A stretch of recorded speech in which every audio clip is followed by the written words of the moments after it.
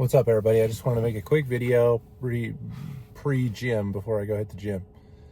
And I realized that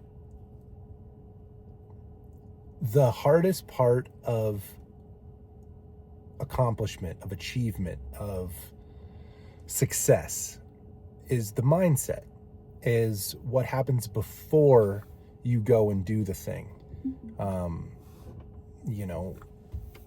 The people that have studied the mindsets of hyper successful people are the people that are onto it. The video I made a little while ago about generative mindset versus survival mindset, I think, is very important. And what I recognize is that the battle against despair, which I mentioned in another video being the most important battle, is what you fight in your mind before you do any action.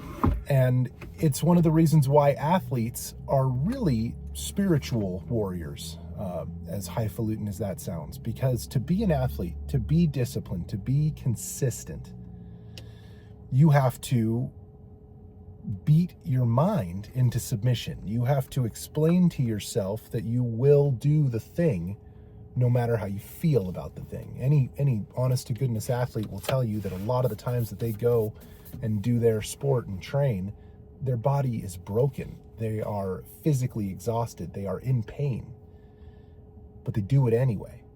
And the same kind of thing happens in the psychology of the individual, in social interaction, and even in internal dialogue.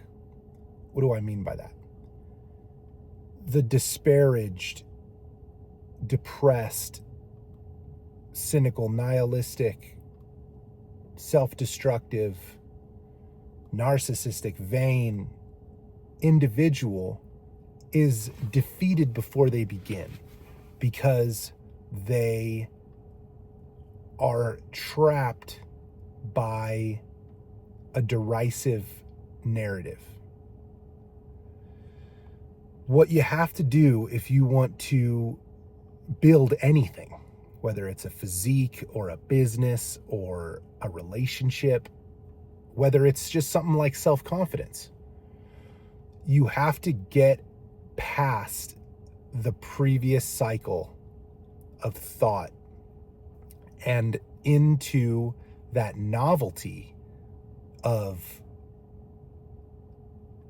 awe and wonder and cringe and newness, wherein you redefine yourself and your relationship with the universe, with your future representation of yourself, with your relationships with others, and with your relationship to the material world, right? In terms of how you are oriented in space.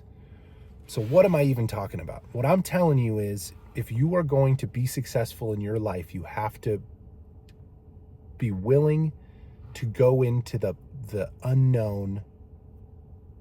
It's the motif of being the fool, the jester, before being a member of the royal court. It's represented in cards, playing cards, right? It's one of the archetypes in Jung's psychology, the fool. But it's not, the fool is not a disparaged character. The fool is not somebody stuck. The fool is a transformative archetype. The fool is who we are while we're becoming who we will eventually be. The fool is the experiments before the breakthrough. The fool is the hundreds, thousands of hours of training before the championship game. The fool is the person who misspeaks while they're making a coherent argument. The fool is the person dancing that makes a misstep but ends up, awing the, audience. You have to be willing to be a fool to become anything. And one of the things that is so heartbreaking, frustrating, difficult, in my estimation, about life, I was going to frame it as like Gen Z, online influence, but I think it's always been this way, is that there's always a social cost to being foolish. There's always a perceived, however overblown, cost to acting outside of perceived norms. But it's also the only way to grow.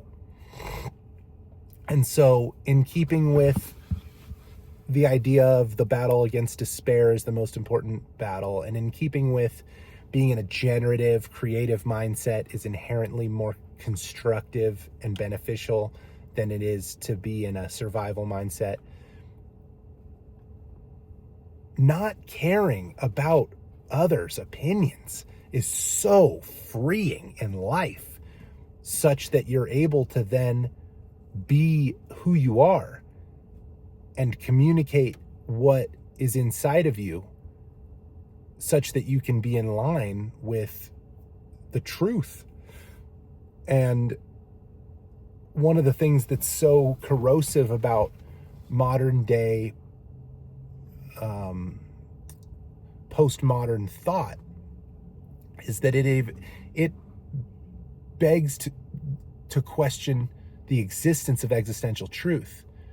And if you can question existential truth, then there is no honest behavior, because all is willing to be coerced into social norms. And the great evolutionary capacity of the human being is that creativity,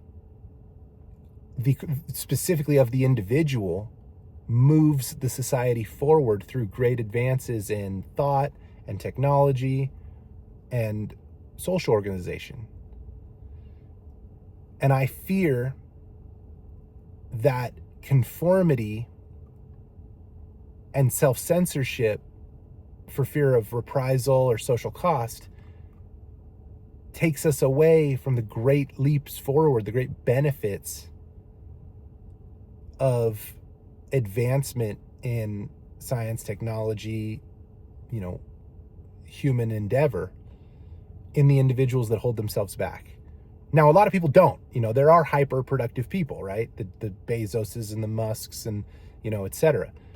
I just would love to believe that there can be more, that you can be hyper productive. You can build the future of your dreams. And the only thing stopping you is your own self-inflicted belief that to be a fool is not okay.